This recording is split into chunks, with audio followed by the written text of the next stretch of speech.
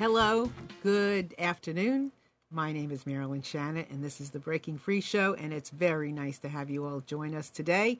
Our show is about freedom, obviously, and today we're going to be talking about money, because what better subject is there to talk about in dealing with freedom than money and our view of it, how we handle it, how we think about it, how we process it, how we manifest it, how we use it, how we do everything that we want to do with money.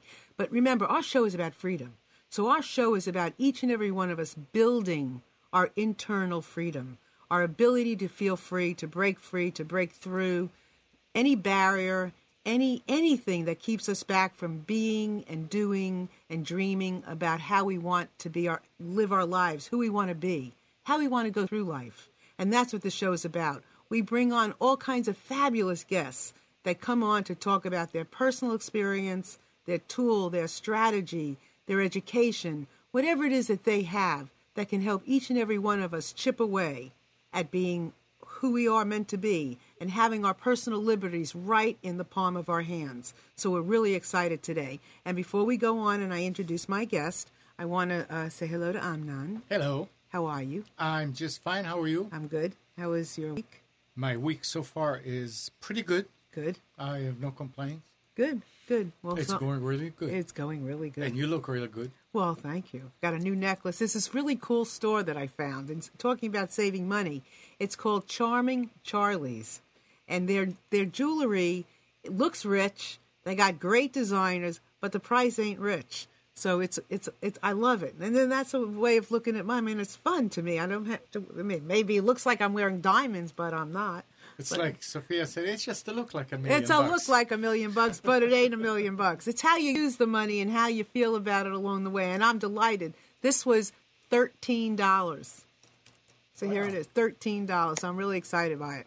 So with that, real exciting show. And I want to let you know, listen to the show. And after the show, Chris, who is our co-producer, she'll take all the notes that are in the chat and she'll put it together. And then we'll upload it to the breakingfree.com website, as well as the Marilyn Shannon website. So you'll be able to, on Facebook as well, so you'll be able to go and get the notes. So if there's something that you missed, you are certainly welcome to listen to the archives as well. But if we mention links or books or any little tidbits of information, you will certainly be able to go back and review it again, because each of our shows is like being in school. So we don't want you to miss out on anything.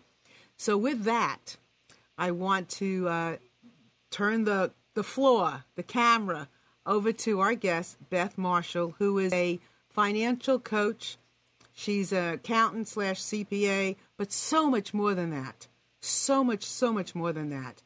And our paths crossed through a mutual friend who said, this woman is somebody you might want to talk to and have on your show. And within just a few minutes of chatting with her, I knew she was somebody that I wanted to learn from, and I wanted to introduce to you all. So with that, let me welcome Beth. Hey, Beth. Hi, Marilyn. Thank you very much for the kind introduction. It's my pleasure. So, just catch everybody up basically on a little bit of where you've come from and who you are and where you are right now.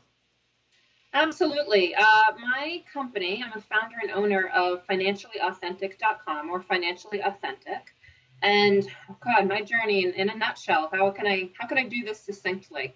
I am a CPA by trade. So my background was at one of the big four public accounting firms, where I spent quite a bit of time auditing businesses, both publicly and private companies, publicly traded rather, and private companies.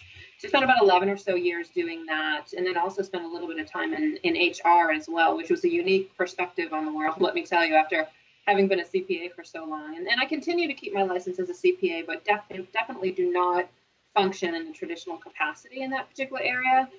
And the reason why I'm in the work that I am in now, and I really have a passion for helping people with their personal finances, because in my home at age 15, I got a credit card as an extension of my parents' credit and a checkbook, and was taught how to manage money proactively before I went off to college. And even though I've had another job and another life and a career before doing what I do now, I always had family and friends that were asking me, how did you learn how to do this? And it wasn't until I went to college that I realized that not everybody was taught the same things that I was, and that they were missing this extremely important tool in their toolbox. Because my passion for my work and why I'm passionate to help people learn how to intentionally, authentically, and proactively manage their cash flow so that they can have more freedom and choice in their lives is because I am my own story. I may have had the unique upbringing that most people didn't around money management, but as a result of that, I had financial stability. I had financial clarity. And for me, that clarity led to the ability to have choice. And it leads to the ability to contribute in a bigger way with what I'm really meant to do. And it also leads to the ability to connect with other people. And when I say I'm my own story, what I mean is what my parents taught me and when it gave me financial stability, it allowed me at age 32 to leave a job that was no longer a good fit for my soul. And it really was just making me miserable, whether it was the long hours or if it was, just that the work no longer suited me. I remember describing it as feeling like I was a square peg in a round hole, trying to shove myself in. And then the second freedom point was, a year and a half, 2 years from then when my job was eliminated and I found myself unemployed and had to know that I had the resources to be able to manage that process through. And it was one of the best periods of my life, quite frankly, because I didn't have to worry about money. Obviously, was looking for my next role. And 2011, when I decided to start my own business and go off on my own, was really the third, what I call financial freedom points, where I had to know I had my ducks in a row that were going to allow me choice. So I am my own story. My financial clarity and stability has led me to have a tremendous amount of choice in my life. And I'm tired of people feeling financially overwhelmed and not having the tools to be able to do that for themselves. Yeah, you. I know in some of your writings, I one of the areas that I kind of gravitated to is when you talk about money as a divine tool. So I love that, and I want to get into that too. So let's talk about. So take us through some of the steps that you would take a client through, or some of the steps about money and how you save it, process it. How do you want to go forward and explain this? Because I know money is a big, vast area to talk about. So why don't you begin with however you want to take us on this ride? Yeah, absolutely. I think one of the things, and there's a lot of different ways that I could start, but, and as you and I have talked about when we've had our discussion, I am probably a very unique hybrid in the financial world in the sense that I move on a spectrum. So just a little bit about me for the listeners, that I can be really, really logical and practical. I love spreadsheets. I love systems. I love making things efficient and practical.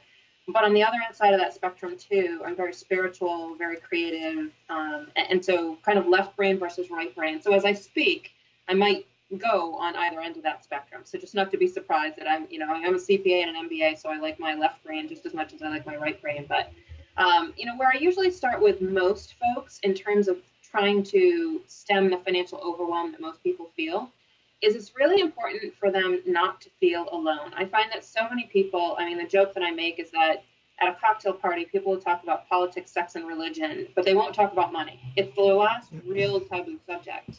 And when you think about it, it's such, like you said, it is a divine tool, and it's a right to be able to understand how, and I do truly believe that it's a divine tool and it's a divine human right to be able to know how to manage your money. And it is a learnable and a teachable skill. So the place where I usually start with most people is I've got to get them past the fear that I'm the only one that hasn't figured this out. I always say, you're not the only one that didn't get the money memo, because the statistics say that 70% of people live paycheck to paycheck and 76% of people feel out of control when it comes to their money. And so if you are feeling that way, you are not alone. The majority of people, my experience was the one that was not normal. And I didn't really realize it until I went off to college. So I usually try to help them understand the fear, stem the fear, and also understand how did they grow up around money? What's their money story? And how might that be standing in their way? And again, I'll use myself as an example because we're all sometimes we teach what we most need to learn. And so in the area of money mindset, I've had to upgrade mine along the way as well. With my parents, they taught me the great practical skills, but I also grew up in a household where financial security came from a paycheck and benefits. And when I was considering stepping into the entrepreneurial world, I did work in someone else's business before starting on my own for a while. That was not particularly helpful. It really was holding me back. So when I talk about money mindset and what's your money story, it's really about what's being aware of either what you learned from people growing up or what you learn from society, or what is the belief that might be blocking you to break through to your next step. So, Beth, let me interrupt for a second. So what is a normal, not, I guess I shouldn't even use the word normal, but your personal story, what is most people's personal story? I mean, so you say that we're not alone. So is it, I'm better, I mean, for me, I think when I don't have money, I want to say, I can't admit that because I'm better than that. You know, I mean, I think that a lot of people think that, you know, we have a higher, our self does not equate to the amount of money or how that works. I mean, how do we even know that, you know, today, if you make $1,000 a week, it's nothing. But, you know, 20 years ago, if you made $1,000 a week, oh my God, you were rich. So can you kind of talk about that story? Because I think that's a thing, the place that people get stuck is who are they? How does that relate to their money? Who are they in the scheme of things with their money? Yeah, and I think that's a great point, Marilyn. I think a lot of different things that come up for me in what you just said, and I could talk about this topic forever, but you know, you would think, I think you just said something to the effect of that people may not necessarily equate their worth with money. That is my dream. That is, quite frankly, but what my path has taught me and what my past history, and I've gone through this too, is that when I was working as a CPA and as at a level of senior management, you know, I was pretty happy about the fact that I was being paid six figures. I was pretty proud of that. And not that that's not worth something being proud of, or that I was making good money, whatever that is equated for any individual. You know, but people are very closely tied to their paycheck. So the differentiation between your net worth and your self-worth isn't as clean as you might think it is. And I also see this come up, not to be gender specific, but I do see it come up a lot with women around, you know, I'm not good at math or money. That's another thing that's very kind of an undercurrent to our society from that perspective. And, you know, also a lot of embarrassment around, I should be better about my money. I should understand money. And my job is to tell them, well, why should you be better about your money? Because it's just not taught. It's not taught in our schools. It's not taught in, you know, church. It's not taught anywhere. And like I said, my upbringing was unusual. So I think there's a lot of different ways that it can show up. And one of my things that I'm passionate about is that there's the money mindset, there's the practicality of how to manage money, but I'm also pretty passionate about getting people to understand that they are more than their paycheck, that they can redefine success on their own terms, and it does not have to be strictly based on money. As we said earlier, I like to view money as a tool to get you from point A to point B. It's an expression of what you're up to and what you want to do in your life. Okay, hold on. This is very, very important. Because I don't think we even think about, we you know, whatever money you have in the bank is what your worth is. Whatever you make every week, you know, at your job, or if you're an entrepreneur, whatever you sell or whatever you equate your success. Yes. You're establish the success for this moment based on how much money you're bringing in. And according to what Beth is saying, which really makes sense because with the way money is and the worth of a dollar changing so much and how much service you might be doing as opposed to how much money you're actually bringing in.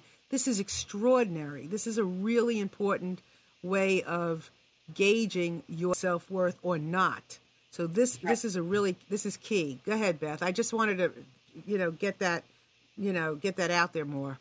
Yeah, no, I'm glad that you agree, because I definitely find it, you know, and I've been through a lot of the stories I'm going to tell, and a lot of the things that I'm passionate about are things that I've had to go through on my own, and that has definitely been, you know, a big, I'll call it an ego issue. Let's call it what it is. You know, that I was lovingly raised by parents. I had a really successful career. I still do, but how I'm paid and valued now in the earlier years of building my business, there's more money often going out the door than there is coming in the door just because of the earlier phases. But I will tell you that there's a great quote, I think it's by Paulo Coelho, that says, what is success? It's waking up every morning with your soul at peace.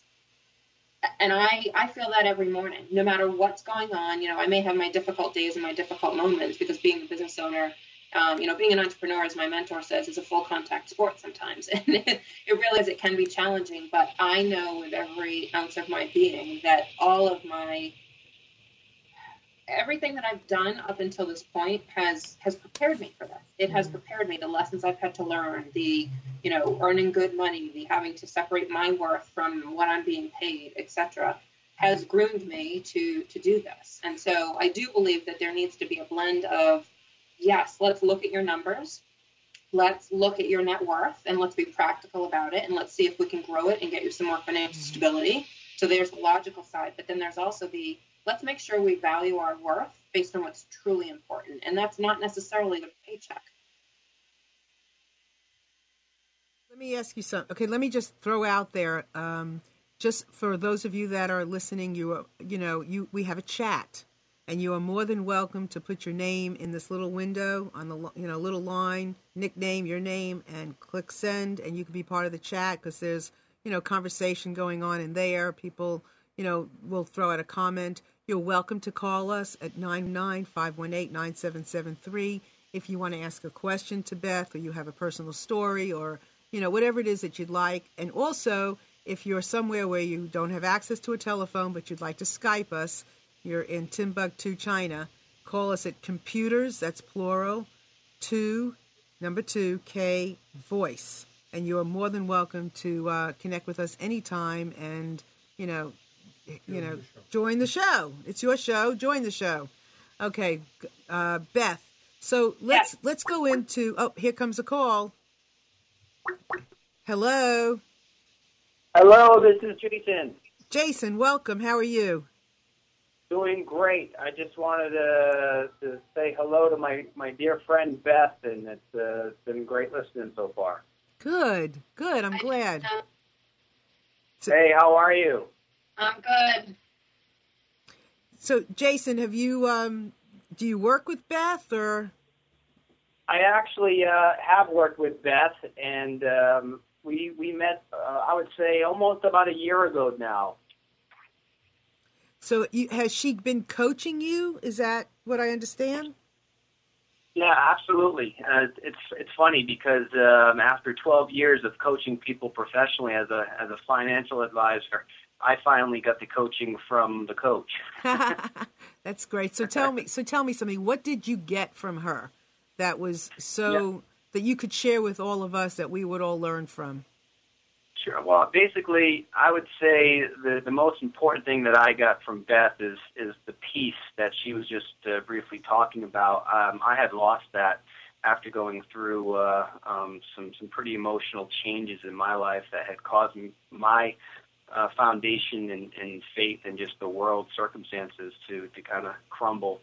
I went through a divorce and had to move across country and sell my business, sell my practice, and pretty much was left to look at starting anew. And so I met Beth at a time where I was pretty low with energy, and so she revitalized my energy and my willingness and passion to do what I do best. So I think that was truly a blessing in disguise, and I believe people are brought to each other for a purpose, and I believe it was for that purpose to revitalize my own soul. Little spiritual, but true. No, that's okay. We like spiritual. So let me ask you something, Jason. So the thing that she brought to you was this realization that you are more than your money? Absolutely. Mm-hmm. And that really wasn't just good. Yeah, I was going to say that I wasn't just the temporary failure that I was experiencing. Okay. So it's kind of like you take a look at not just where you are at this moment, but where you've been, and your whole spiritual self, your outlook on giving, or your outlook on sharing, or your outlook on your purpose or your vision in life. And it's not just a dollar bill. It's more about the spiritual part rather than just the actual figure. Is that right? That's right. Yeah. Jason, I'm really glad you brought that up because that's that you reiterate that. So I want to ask you a question. So with that knowledge now, what have you been able to do? I mean, you may be able to share this, maybe you can't. But with that knowledge, how has that changed where you are financially, or has it? It's changed considerably from the time that I met Beth. I'm actually in a much better position mentally. My balance in the checking account is actually higher. But at the end of the day, it's more about what I can deliver to my clients going into a meeting and helping them, reassuring them that that there is a light at the end of the tunnel for them as well. I think that's the more important thing. Mm-hmm. And then with this knowledge, many people that are listening and that will listen are entrepreneurs, and you rely a lot on yourself, and you can work yourself to death if all you are is working for the bottom line of whatever that dollar sign is, and how do you equate what something is worth? And we all tend to, or we can tend to work our tails off, and at some point you have to say, my life is bigger than just this. And then when you say that, then money comes in more, because you're more able to, be smarter at work than you are, just working. Yeah, I think having an abundance attitude and approaching the day, especially the morning, having time to reflect where you are, and more importantly, look at your situation with a team of people, such as someone like Beth, to give you that unbiased perspective that sometimes gets lost when you're trying to do it all Sure. by yourself. Beth, did you want to ask Jason something, or? Yeah, I don't know that I have anything to ask. I just want to thank him, first of all, for calling in. I really appreciate that. And I think everything that he said is really true. I think Jason is, all of my clients get that extra TLC in terms of helping them get realigned. But I think Jason's already told his own story. I think what was really fascinating about working with him was there was the practical side of, let's take a look at your financial situation. Let's see where you are after having to leave your business and move back across the country. Let's see where that is. And he was in need of not only what I call financial realignment, but also spiritual realignment. So our work together and our time together was, yes, let's look at the numbers. Let's see what it's telling us. But then also pretty quickly there into that, I realized that, there was more work to be done here in terms of, we're going to look at the numbers. We're going to figure that part out. That's what we've decided to what's what we're contracted to do together. That's what we've agreed to do together. But it was definitely one of those situations where, you just realize that you're here for a reason. And, to have been able to have helped get him realigned and back on the right path, it's just been really, really fulfilling, as it is with all my clients, but particularly with Jason. And we've continued our friendship as well. Terrific. So I'm grateful for him in my life and thankful that we found each other. Great. Well, Jason, I really appreciate your coming on. Is there any final words of wisdom you'd like to share? Well, I would just say thank you again, Beth. You definitely helped me realign where I need to be, and I look forward to referring clients over to you as well, because there's many folks out there that are looking for guidance. They don't know exactly where to start. I think a lot of people get very afraid, or they're unwilling to approach a financial planning perspective right off the bat. But I think what you do helps them understand the basics and the fundamentals. And because you have that special gift to you of understanding what's deep down inside the person as well, you're able to get them to that next person on the team that they need to see. Good. Well, thank you very much, Jason, for calling and taking the time. My pleasure. Have a great one, guys. You too. Happy Thanksgiving. Happy Thanksgiving. Thanks. So Beth, so I love where we've been, and I think we'll probably come back to some of that again, because you can't. It's such a part of making money today, or the relationship we have with money, whether we make it or we keep it the same. So, but I'd like to go into some of the practicalities of. So, what are some of the steps? Like Chris asked, what percentage of what you do is emotional, psychological versus education and helping people put saving plans in place? So I think I'd like to go into some of the practical things that you can share. Like these are some of the steps you can take to financial freedom, financial healthy freedom. And well, there's no other kind of freedom other than healthy, so excuse me. But yeah. So let's put some of that into place, and then let's wrap it back up into the spirituality. Sure, absolutely. I'm happy to. And to answer Chris's question about what percentage, I would say that percentage varies client by client. I tailor it to their need. But long story short, when people come to me, they're needing help putting together the financial puzzle. And what does that mean? It basically means that I always say that folks that I typically work with are making decent money, defined by them. I have a lot of clients who make six figures. Not all of them do.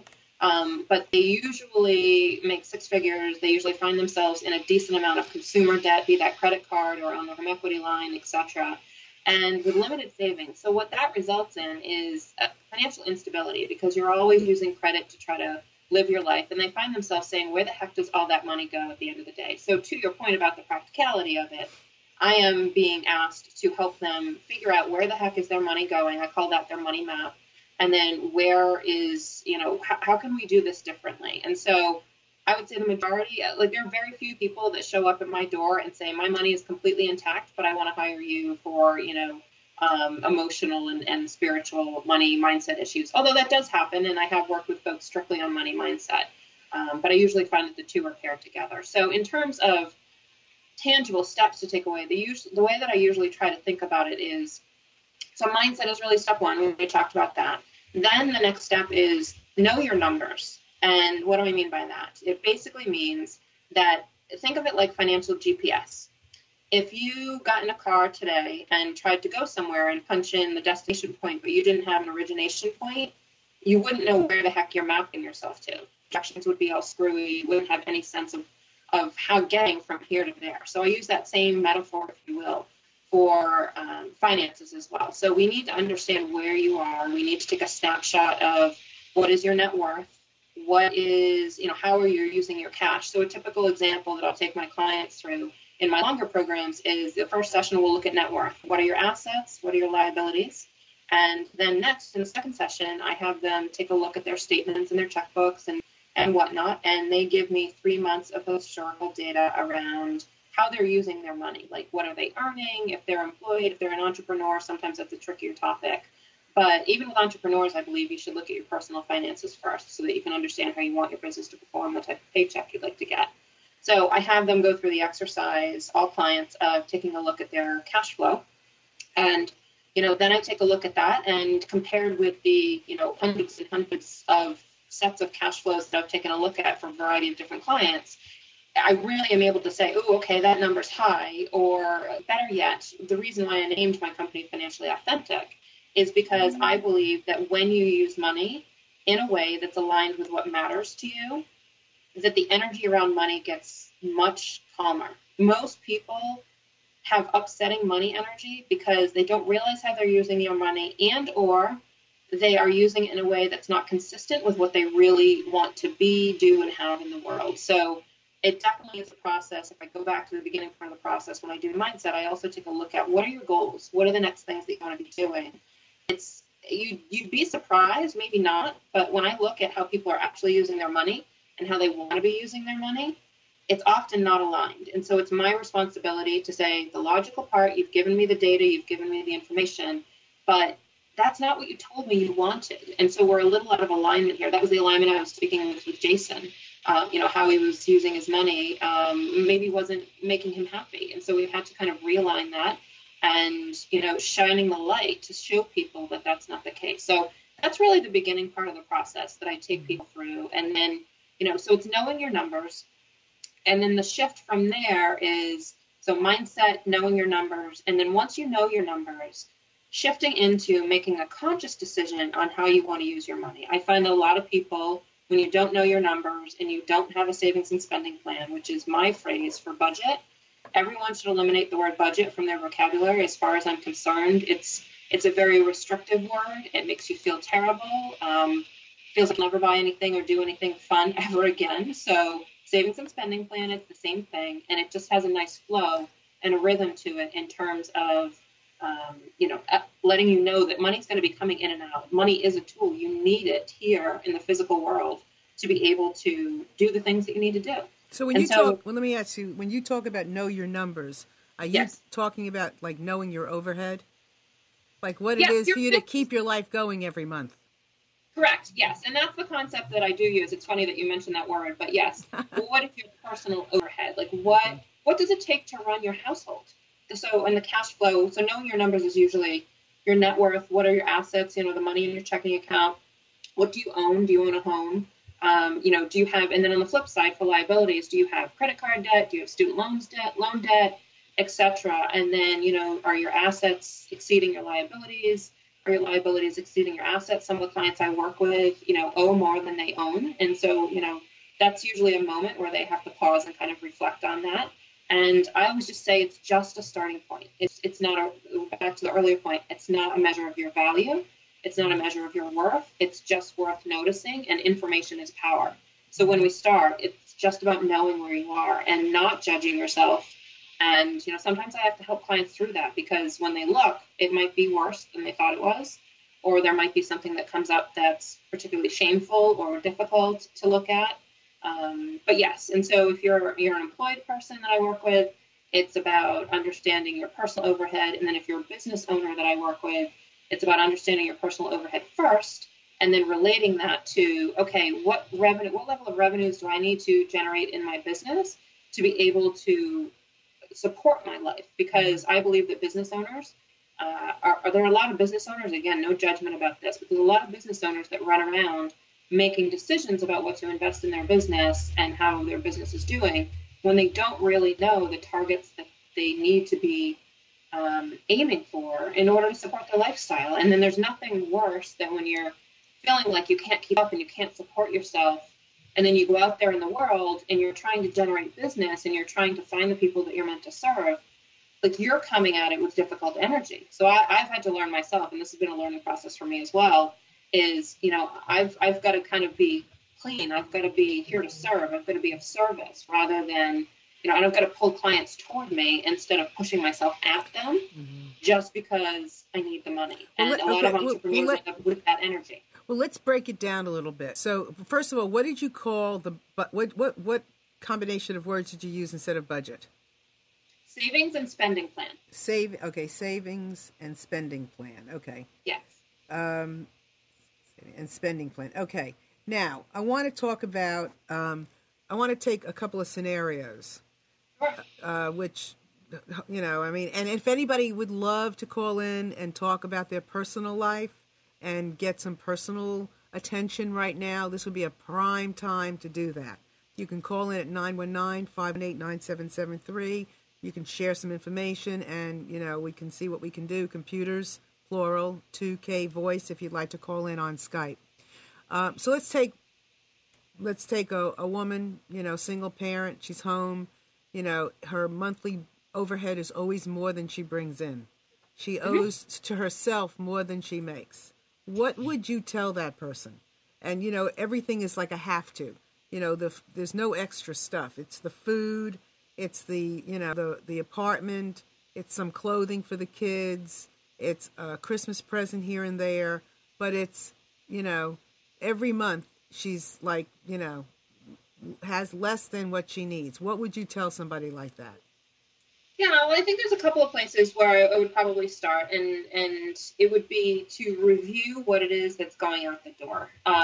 There may be that sense of, there's only so much to go around, like you said. She's very clear that there's more being spent than there is coming in the door. So a review of how you're using your money, and are there other things, are there certain costs that you could reduce at all?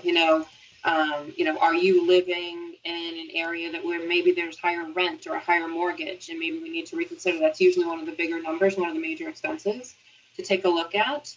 Also, there may be a situation in this hypothetical example where there's some debt, and is there anything that they could do? I don't personally help people restructure debt or consolidate debt, but is there something in that particular area where something is costing them a lot of interest and they may have access to something else, be that, another form of debt or whatnot. And there definitely are folks out there that do debt consolidation and other things of that nature that might be able to help that. That's usually another cost that might be able to be helped.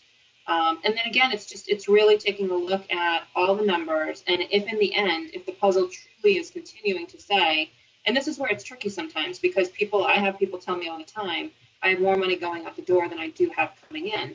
And very often that's true, but very often when I take a look at it with them, there's often much that you can do and or that's leaking because it's either happening unconsciously or for a variety of other reasons without stopping to make that shift. And this is what I teach my clients is be more proactive about how you use your money instead of reactive.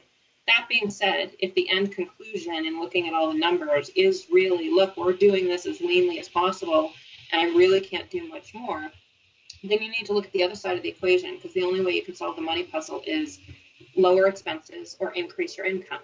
And it's about trying to take a look at, are there other income producing opportunities out there for you that you might be able to take advantage of, which when you're in a situation with a single mom with kids may be limited, but I try to teach it from an empowered perspective, and let's look at all different sides of the puzzle. Can you reduce expenses? Can you increase income? Do you have a particular talent or ability that would be very easy for you to monetize? So I'd have a couple of different answers in that particular situation. And I think one of the things I wanted to ask you is, how do you notice if you have a leak, if you're leaking? How does somebody notice a leak on their own? Yeah, I would say that that's really more, with most of my clients, I would say that's generally fairly well known to them. They may not want to admit it, okay, but it may be, that you find yourself, and again, when I go through all of these, please know that I have no judgment about any of them whatsoever, and complete compassion about just noticing where everybody is.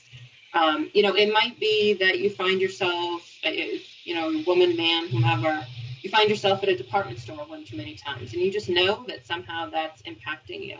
And you just know that there's a lot of money going out the door on an unplanned basis, or, you're just, it feels like I've worked really hard to get to this point, and yet I can't seem to get control, and my debt just keeps escalating. That's another signal usually that's indicating, unless there's a specific circumstance that's short term that you need to get through, a health crisis, etc. Usually if you continue to see escalating debt and you're still making decent money, that's usually a pretty good sign that in this day and age, if you're making good money, and yes, things cost a bit more, and so it's not always that easy, but leaking is just this general sense of, I don't have complete control of where my money is being used, and I have this gut sense that something's off. And, I would like somebody like me or another financial professional to take an independent look at this. And that's often what people need, is that they know something's not right, but they just don't know what it is. They don't know if it's groceries. They don't know if it's personal care. I'll share a story of a client from a few years ago. It was a couple, and they had a young 5-year-old, and then during the course of our program together had another baby. And the two of them combined made about $300,000 with bonuses. And both were pretty high-end athletes. And when we took a look at how they used their money and their food, so again, they had very young children. They were spending somewhere on any given month between $1,500 to $2,000 in food. So yes, they're athletes. Yes, they probably eat a lot. But between that, they also had eating out on top of that. So they were spending more than $2,000 a month on food. And the husband's comment to me when they realized that was, wow, I guess we're leaking a lot there. You'd think that the way that we're spending money on food, we end up, and they would start to talk about, oh, we're throwing it out at the end of the week. It's really thrown out of the fridge. So it's really that process of going through to look at it. And the typical leaks I see would be around food. So that might be eating out. It might be groceries, a lot around personal care. There's a reason why there's a Facebook group on Target called I'm Happy to Get Out of Target for less than $100, because there's a lot of nice things in Target and shopping stores and whatnot. So it's really just about, it's not about keeping yourself from having fun. It's about allowing yourself to have a plan. And that includes fun. Like the way I teach it is that finances should be friendly and fun, and it doesn't need to be tragic and restrictive. But having a plan is helpful. Yeah. And I mean, sometimes you have to take 2 steps back to be able to take 3 steps forward. And that's Correct. Freedom. Yes. I wanted to add, and I also would say that a lot of people do make excuses, for a lot of things. And, we make excuses for, I'm just going to spend $5 on lunch today instead of 10, even Right. though the 5 still may be too much. Or it's okay, I'm going to make it up next week. And then next week comes. Yeah, they don't necessarily have an appreciation. And so sometimes it's excuses, which happens. We've all made them, myself included. And more importantly, often I see that it's less about the excuses and it's more about I'm not as conscious to every part of the puzzle that's going on. And so I'm not making the intentional choice. I'm just doing it because I know I need to eat, and I don't understand the cost in a different area of my life. Like I don't understand that, $5 a day every day for lunch is costing me the opportunity to go with my wife to dinner at a nice restaurant once a month. Like that's something you value. But if you also value having a $5 lunch and being able to do that as a convenience, it's all a choice. Right. And then, so how do you, obviously there are people who will gravitate to using your services, and I hope that, you you do get some phone calls from our show, but in educating the masses about simple things to do, like, for instance, Chris is asking about store. Do you advise people to use store and, like, and coupons, like store coupons and coupons you get in the mail? Are those certain things that you advise people to do? Are there certain other kind of fun things, that you can do to, watch those leaks and to save the money, or to, to have more, save more, to spend more? Do you have certain things like that you could offer? Yeah, I think, and before I get to the practical stuff and suggestions, I think it starts with the mentality, and I referred to this a few minutes ago, of really trying to shift out of it feeling like overwhelmed and saying, okay, I'm going to get my arms around this, and I'm going to try to have, an abundant or sufficient attitude about it, and I'm going to, I know I don't know anything, and I know that I might need some help, so I'm just going to do the best I can. But with that being said, functionally and logically speaking, I mean, it's everything from, if you're using a credit card, try to make sure that that is something that's getting you, whether it's getting you cash back or whether it's getting you reward points. Maybe it's working toward a trip. It may also, it's other functional tips, like I have one client who, this was kind of fun. I encouraged her because she was feeling very overwhelmed about, it was a woman I was working with, and her husband wasn't involved in the coaching, but she was very overwhelmed around grocery shopping. And, she just said, I don't mind cooking, but it's a lot to, feed two young girls, etc. She's like, the funny thing is my husband loves to grocery shop. And so it became this whole family-oriented thing where she would prepare the list, the husband would take the girls to go grocery shopping, they get involved with the scanners. And so it was really that mentality of coming at it from a fun perspective. Using coupons is great. I will fully admit that when I search for coupons, it's usually pretty specific to some certain things I need, that tend to be expensive. I'm not a crazy couponer. I mean, there's shows about that, extreme couponing, a bunch of different things, and I don't go that crazy. I think there's a good balance to using that. Grocery shopping, again, to go back to that, I'm a big fan of encouraging clients to sit down with, the weekly circulars, that if you still get a newspaper, you can grab that. You can grab those online and see what's on sale and do your meal planning around that as well. So there's a lot of different ways to reduce and reduce your costs and investments and whatnot. So let's kind of go and talk about the entrepreneur. Sure.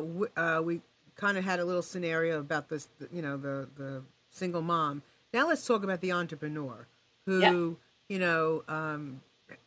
jack of all trade, maybe master of many, maybe has a little help, maybe not, but, is feeling the pinch of growth. Yes. Is doing a great job, but feeling the pinch of growth. So how would you work with somebody like that? What would you advise them? Well, it's funny. I was just talking with a colleague about this very topic this morning about, we call it, I use the phrase, learning to invest for speed, and learning as an entrepreneur to invest before you're ready. And sometimes that involves using resources that you may not have considered using before. I know when I started my business, I had a lot of rules around resources that I should use, resources that I shouldn't.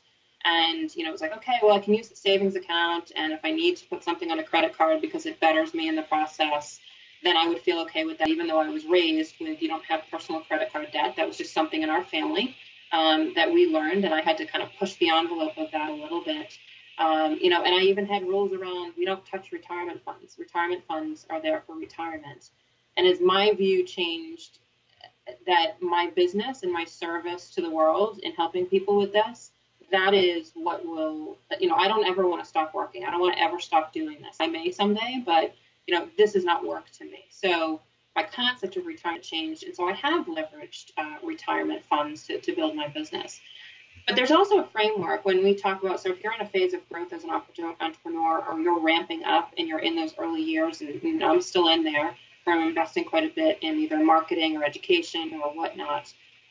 Sometimes you need to do those things. And then I think a couple of things that I usually think through when I'm making those decisions for anyone listening is, is this something that I want to do, or is this something that is likely to move me forward faster in my business, that investing for speed concept? If the answer is the latter, it's going to help you invest for speed. It's going to help you get a return on your investment. then that's great. That's probably something that you want to consider evaluating further. The next thing that I usually evaluate is, is this something that I have the time to do, that I'm willing to commit the time to? Because I see a lot of people doing things that's going to move their business forward, but they're either not in the right mindset, or they don't have the time, or they haven't made the time commitment to actually execute on what they're investing in from that perspective. And I see a lot of folks too, no judgment about this, because I've done some of this on my own and learned from those mistakes. I see a lot of business owners investing in either services or programs that they hope is going to put a Band-Aid on a problem that's a bigger issue. I kind of call it the who's your mother syndrome, who's my mother syndrome, in the sense of, are you my mother? Are you going to fix this issue? Are you going to fix this issue? Are you going to fix this issue? And they're always looking for answers, when very often the answers are inside of you, and you know how to work them through. So I'm not saying not to invest, because God knows I've done plenty of that on my own, and it's been really, really helpful to me. The question really is, are you committed to doing the work? Are you going to reap the return on investment, etc.? And then usually the more logical part of that as an entrepreneur is, okay, I've made the decision that this is going to move me forward faster in my business. It's going to facilitate growth. I now understand that I'm willing to make the time commitment and I'm willing to do the work. Then you're left with, okay, I'm going to move forward with this. How do I pay for this?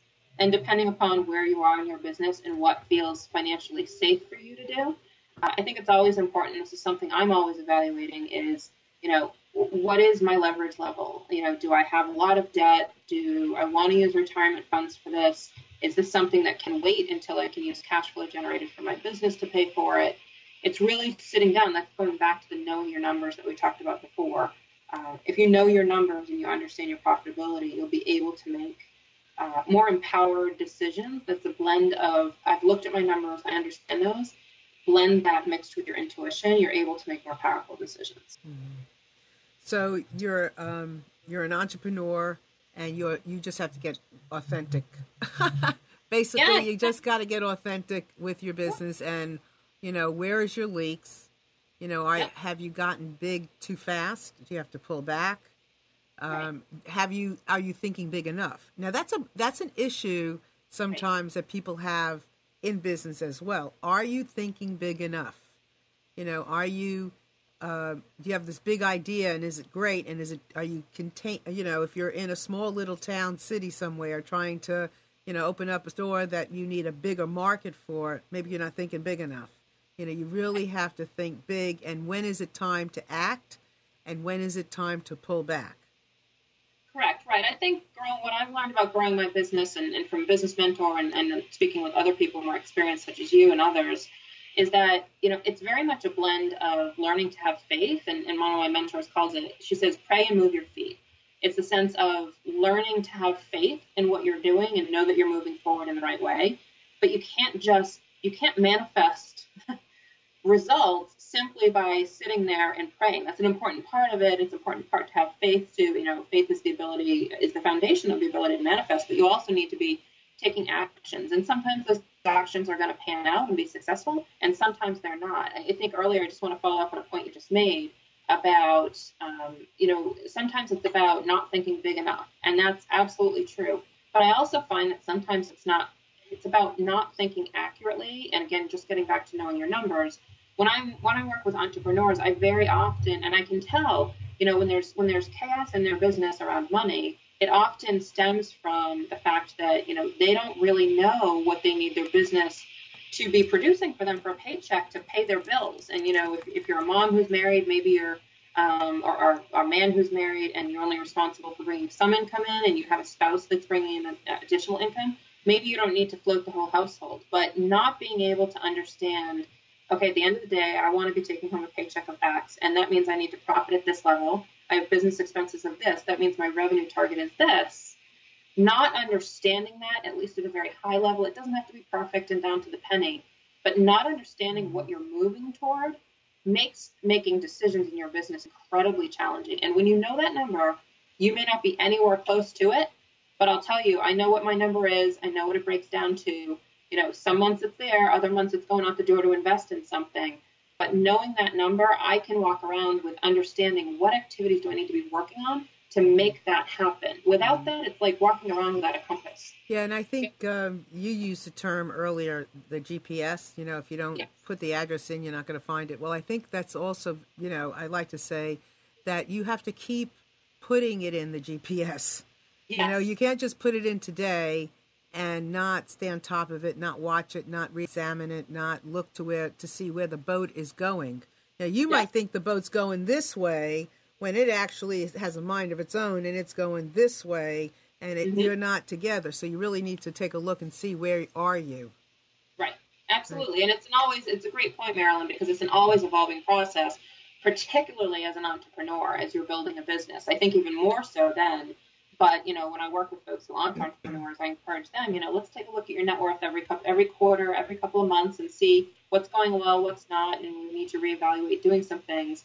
And that really brings me full circle, ironically, to one of the final steps that I teach people is that, let's check your mindset. Let's take a look at what are your financial opportunities and challenges. Let's look at your numbers, knowing your numbers. Let's make a decision to plan consciously and decide on purpose how you want to use it and align that with what you're up to. But then it's not like you just get to fall off. It's like, people say physical fitness. It's fiscal fitness or finance fitness is the same. It's an ongoing process where you're always having to measure, monitor, and adjust. And so those are just some other disciplines and routines that I teach folks as well, because, you can have a great plan, but if you're never actually measuring against it, then it's a challenge to understand, if something changes in your life, if you have a child, if you get a new job and maybe you're making more money, like how can you be putting that to work for you in a bigger way? Or maybe you're making less money and you need to learn to scale back from that perspective. That's happened to a lot of my clients as well. So it's really that final step, measure, monitor, and adjust as well. So it's coming to that time already, and I just want to go back to the concept of money being a divine tool. Now, you've heard all these things from Beth, some from me, some from Jason, and, I know you're thinking about things yourself. We've had, some scenarios. Now, let's and talk about mindset, talk about the spirituality. Now, it's a tool. It's a divine tool, and it's a spiritual thing. It's energy. So, bring us back to that piece, and that's where we'll wind up. Yeah, I think what would probably summarize it best, Marilyn, is there's a great book called The Soul of Money by Lynn Twist, and in that book she has a quote, and I'm just going to paraphrase it here, but know the flow of your money and take responsibility for the way that your money moves in the world. And that's really what is behind a lot of what I would try to teach people is, okay, now let's deal and address the financial overwhelm that you're feeling. If you're not looking at your numbers, it can feel very, very scary.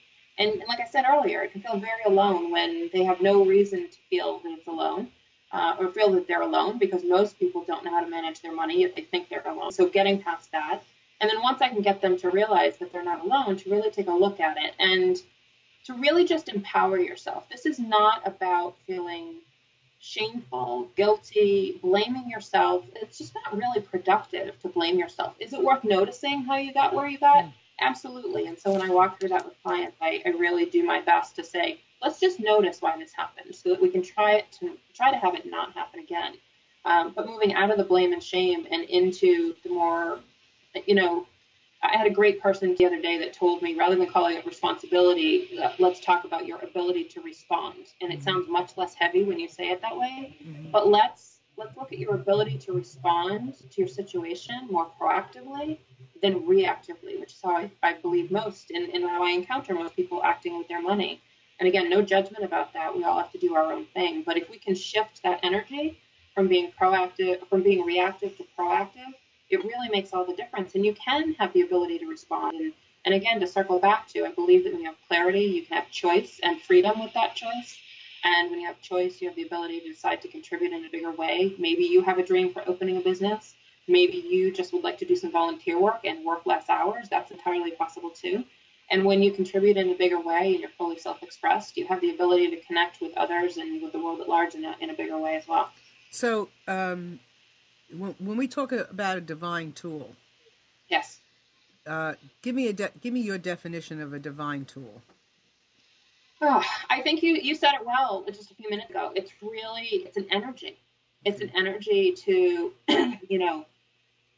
it's how you. let's see how I want to articulate this.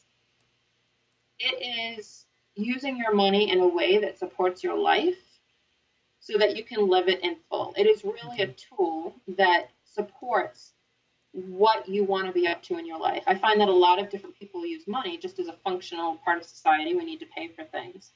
But when you really sit down to take a look at and you say, wow, I'd really rather put my money away and save it for my children's education rather than go out to eat all the time. When you really sit down to align that, that's what I mean about it being a divine tool, because it's supporting your values. It's supporting what you're meaning to be up to in this world. If you enjoy traveling and it's not education for your children or you don't have children, it's really allowing you to pursue the ultimate happiness and joy in your life is what I mean when I say divine tool. It's meant for you to be fully self-expressed. Right. Perfect. Okay. So tell us where they can find you. Tell our audience where they can find you and what they'll find when they find you. Yes. Well, first of all, I'd like to thank you very much for the opportunity, Marilyn, to be here. My pleasure. I've enjoyed our conversation, and thank you so much for an opportunity to share my service and gifts and be here with everyone here today. Excuse me. You can find me at financiallyauthentic.com. And if you go there, I actually have a free gift on my website. It's a 30-minute audio download called 3 Steps to Design Your Financial Plan, Save Money, and Get Out of Debt, which talks a little bit more in detail about some of the functional steps that I've talked here today. And so if somebody's looking for guidance to, take their first steps on their journey to financial freedom, that'd be a great place for them to start. And it also, by signing up for that audio, gives them an opportunity to be connected to my community. I write once every 2 weeks, and I actually wrote something this morning for my letter that'll go out later this week.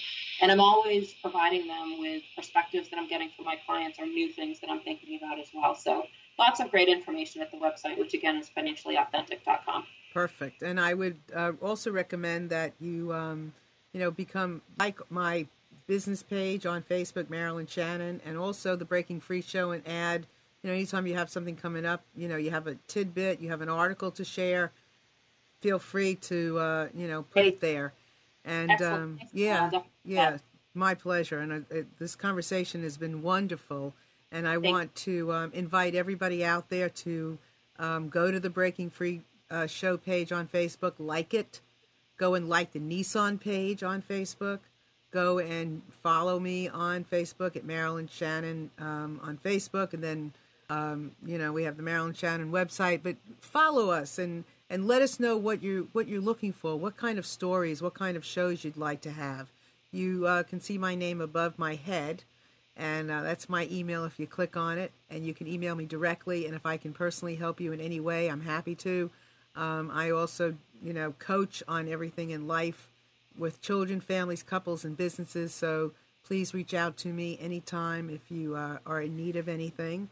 And I want to thank you for joining us today, because I know that your time is worth money.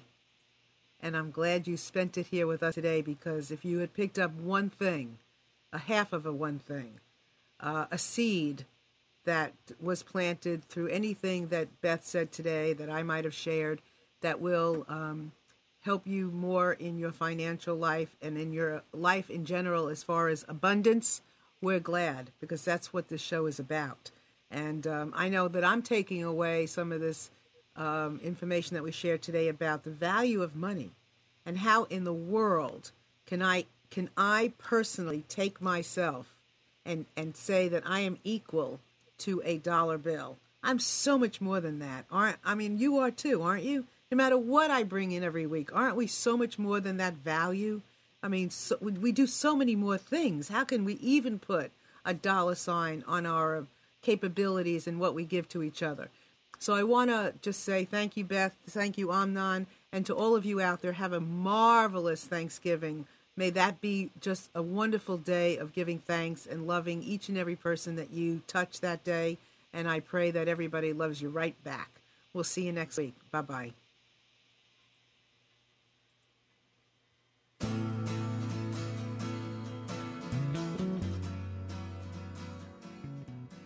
You are tuned to the Nissan Communications Network.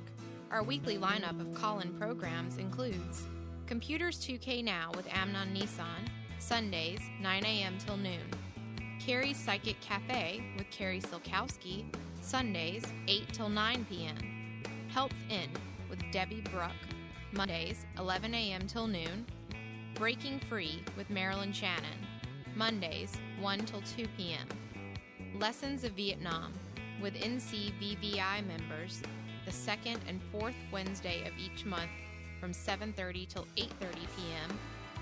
Reawaken Your Brilliance with Julie Seibert, Wednesdays, 9 till 10 p.m. And if you tuned in too late, you can always watch each program in its entirety or download an MP3 audio file of it at www.nissancommunications.com. Sponsored by thatvidblasterguy.com, carolinaapparel.com, and deltaforce.net.